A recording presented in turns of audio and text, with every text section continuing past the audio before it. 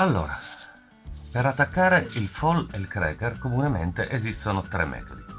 Quando attaccherete il fall al cracker conviene sempre fare una leggera piccola tacca sulla punta del fall, in modo tale da permettere al cracker di ancorarsi bene e di non scappare. Quindi fatta questa tacca cominciamo a mostrare il primo metodo. Il metodo più classico è questo, il seguente. Questa è la torsione del cracker, quindi dovrete aprire, torcere al contrario il cracker e infilarlo dentro il fall, in questo modo. Andiamo a ripristinare la torsione. A questo punto non dovete fare altro che eseguire un semplice nodo facendo passare il cracker dentro questo laccio. Tirate e questo è il primo sistema. Non abbiamo fatto altro che creare un nodo sopra la punta del fall. Dovrete tirare molto serrato in questo modo, e questo è il primo sistema. Questo tipo di nodo va bene soprattutto quando il fall comincerà ad accorciarsi, per cui permette di poterla annodare anche nella parte un po' più robusta del fall. Potrete quindi sfruttare questo tipo di nodo non solo per fissarlo sulla punta del fall, ma anche quando il fall si accorcerà, prima ancora di cambiarlo, potreste ancora utilizzare questo nodo per legare il cracker nella parte un po' più robusta del fall. Allora, seconda tipologia di legatura. Abbiamo sempre infilato il cracker all'interno del fall, torcendo al contrario la spirale del cracker. Abbiamo dapprima fatto una leggera tacca con una pinza in modo tale da ancorare questa sede. Ora andremo a fare la seconda tipologia di legatura. Consisterà esattamente in questo movimento. Quindi si crea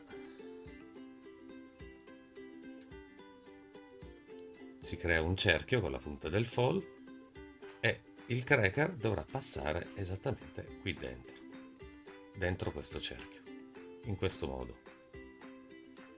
Come vedete il cracker passa dentro, andremo a tirare delicatamente e a questo punto tiriamo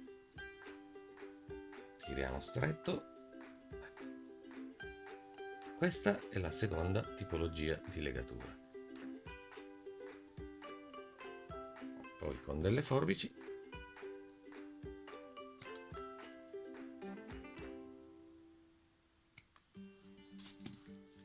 taglieremo la parte in eccesso. Questo nodo però presenta degli svantaggi, poiché il movimento della frusta potrebbe far sì che il cracker vada ad essere bloccato proprio da questa parte rimanente.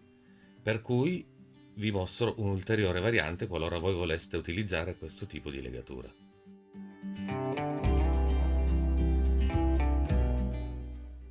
Allora, ecco la seconda variante. Quindi anziché procedere come abbiamo fatto prima, cioè tirando il fall e il cracker in questo modo, noi faremo questa operazione. Quindi abbiamo il nostro cracker, quindi creiamo il solito loop col fall, giriamo il cracker all'interno,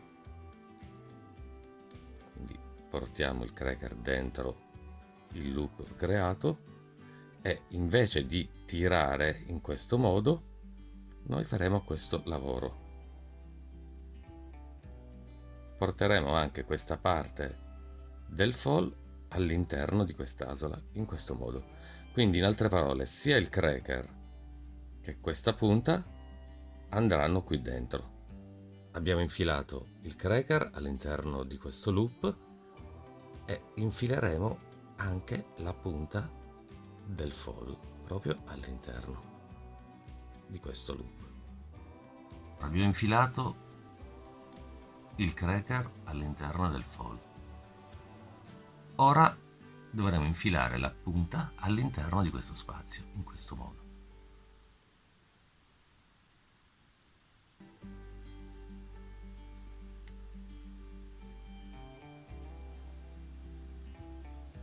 Con l'aiuto di una pinza andremo a tirare, stringeremo bene il nodo e a questo punto sicuramente il cracker non sarà più in qualche modo impedito da questa parte di sporgenza del fondo, sarà più un tutt'uno. Questo è l'esempio numero 2 della legatura del foil.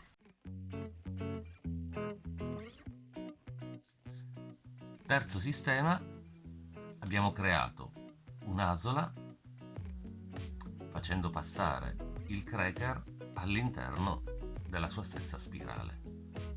Come abbiamo fatto questo? Abbiamo fatto in questo modo. Abbiamo allargato i due trefoli che compongono il cracker, l'abbiamo fatto passare dentro. Abbiamo creato una sorta di legame scorsoio. Vedete che il cracker passa dentro? Ecco, fatto questo, noi andremo ad infilare il cracker sulla punta del foil. Ovviamente dobbiamo fare sempre la solita tacca con la solita pinza, quindi con questa pinza andremo leggermente ad incidere una tacca in modo tale da creare una sede su cui costruiremo il nodo. Fatta questa tacca, infileremo la punta del foil all'interno del cracker. A questo punto quello che dovremo fare è creare una sorta di X. Noi infileremo la punta del foil proprio all'interno del cracker. Quindi creeremo una sorta di 8, come potete vedere. È molto importante che durante la trazione questa X rimanga. Quindi a questo punto andiamo a stringere.